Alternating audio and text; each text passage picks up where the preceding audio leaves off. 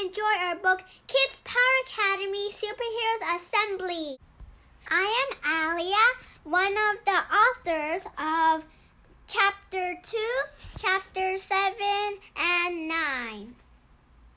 I read this book many times. I never get bored, and I'm always so interested in this book. There is lots of crazy ideas and imaginations. Whenever I have a bad day and I read this book, this will make my day. The intro is called Lady JJ and the SHIT. This is Lady JJ.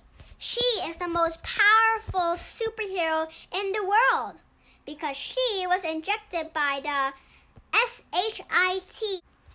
Don't worry, SHIT is not a bad word. It is a magical potion invented by Professor Triple A's. Then Lady JJ met Super Cats, and there's a lot of silly things. Well, I won't spoil the whole story, and I'll leave the rest to you. I will keep on talking about more chapters next time. Please buy our books and stay tuned. Bye!